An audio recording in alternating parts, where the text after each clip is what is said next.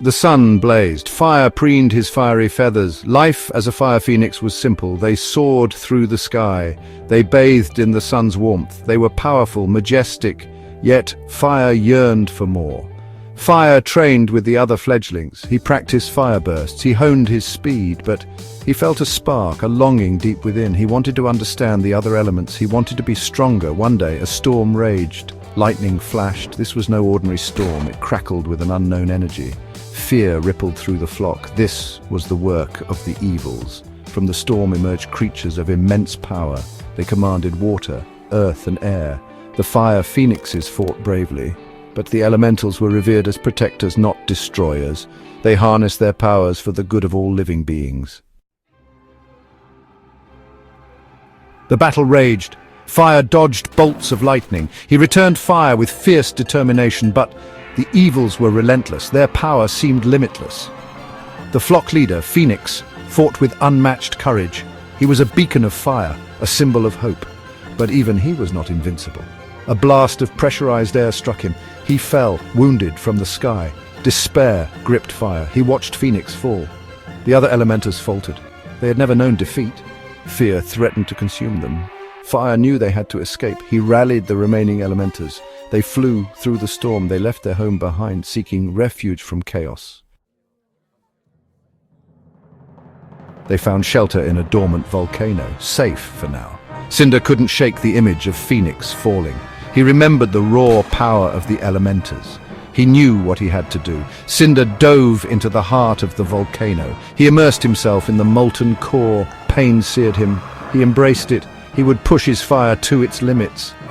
Days turned into weeks. Cinder trained relentlessly. He learned to control the intensity of his flames. He could now unleash bursts of fire with incredible force. His control was masterful. He emerged from the volcano reborn. His feathers gleamed brighter. His fire burned hotter.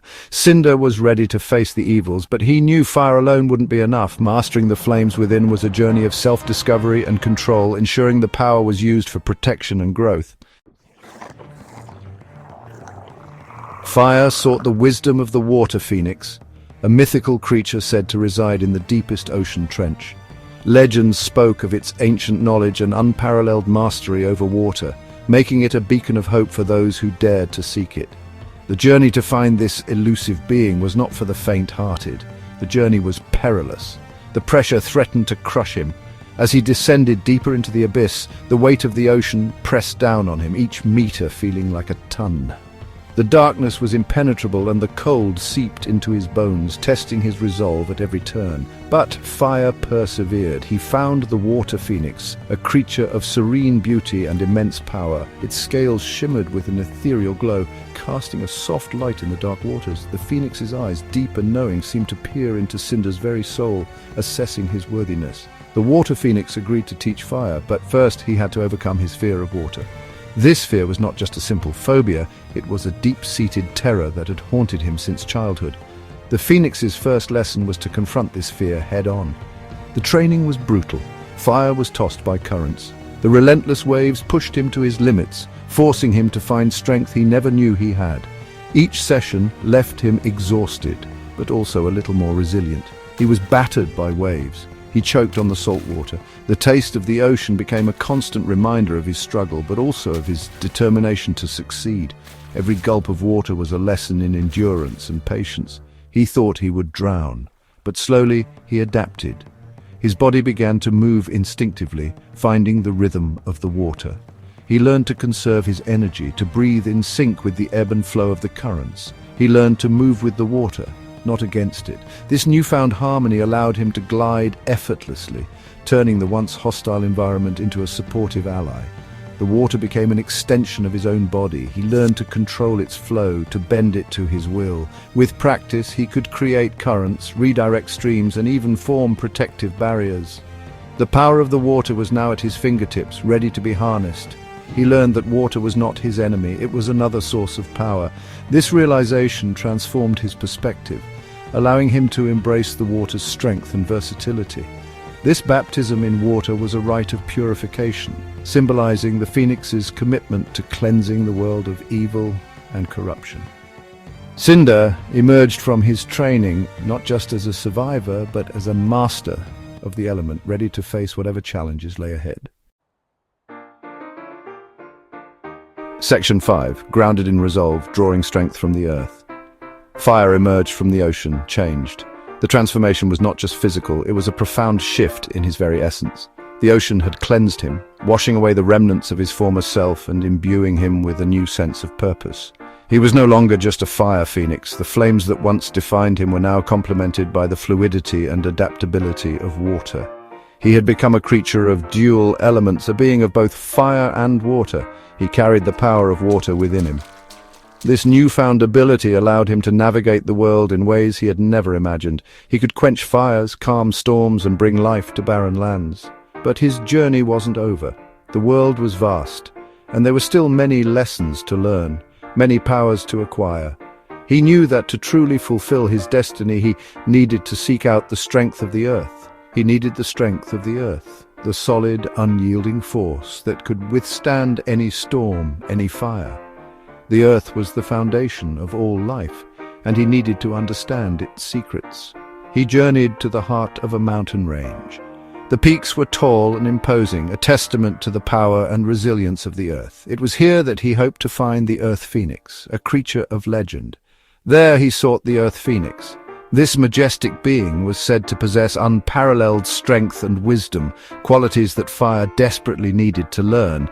The Earth Phoenix was a creature of immense size and strength. Its presence was awe-inspiring, a living embodiment of the Earth's power and resilience. He was the embodiment of resilience. No matter the challenge, the Earth Phoenix stood firm, unyielding and steadfast. It was this quality that fire needed to master. The Earth Phoenix taught fire patience and perseverance. He learned that true strength was not just about power, but about enduring through hardships and remaining steadfast in the face of adversity. He taught him to draw strength from the earth, to be immovable. Fire learned to ground himself, to find stability and strength in the very ground beneath his feet. He taught him that true power came from within. It was not just about physical strength, but about inner fortitude and the ability to remain calm and composed, no matter the situation. Fire learned to manipulate rock and stone. He could shape the earth to his will, creating structures and formations that were both beautiful and powerful. He could create fissures in the earth. With a mere thought, he could split the ground, creating pathways or barriers as needed. He could even control tremors. The very ground would respond to his commands, shaking and shifting as he directed. The earth was no longer a barrier, it was his weapon. With the combined powers of fire, water and earth, fire was becoming a force to be reckoned with, ready to face whatever challenges lay ahead. The phoenixes fortified their resolve to stand as guardians of nature and life. Section 6. Wings of Change, Cinder to Fire. In this chapter we explore the journey of fire, a young man destined to master the elements. His path was fraught with challenges, but none as daunting as the one that lay ahead. Fire could feel his power growing. The wind whispered secrets to him, and he knew he was on the brink of something extraordinary. The elements had always been a part of him, but now they were becoming an extension of his very being. He had mastered fire, water, and earth. Each element had taught him valuable lessons. Fire had given him passion and strength. Water had shown him adaptability and flow, and earth had grounded him with stability and resilience. He had one final challenge: to conquer the air. The sky represented freedom, but also unpredictability. It was the ultimate test of his abilities and his spirit. He had to find the elusive Air Phoenix. This mythical creature was said to embody the essence of the wind, a being of pure energy and speed. Finding it was no easy task, but Fire was determined. He flew higher than he had ever flown before. The air was thin and the winds were fierce, but Fire's resolve was unshakable. He knew that the Air Phoenix was out there waiting for him. He braved storms and fought against powerful winds. Each gust tested his strength and his will, but he pressed on, driven by the knowledge that mastering the air was his destiny. Finally, he found the Air Phoenix, a creature of pure energy and speed. Its feathers shimmered with an ethereal light, and its eyes held the wisdom of the ages. The Phoenix was both beautiful and terrifying. The Air Phoenix was a relentless teacher. It pushed Fire to his limits, demanding perfection and unwavering focus. Every lesson was a trial, but also a step closer to mastery. The training was grueling, but Fire welcomed the challenge. He knew that only by pushing himself beyond his boundaries could he truly understand the power of the wind. He taught him to ride the winds, to become one with the air. Fire learned to feel the subtle shifts in the breeze, to move with the currents rather than against them. It was a dance, a symphony of motion and stillness. He showed him the freedom of true flight. For the first time, Fire experienced what it meant to be truly free, unbound by the earth. The sky was his playground and the wind his ally.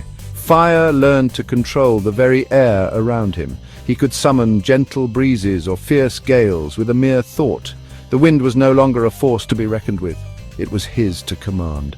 He could create powerful gusts of wind.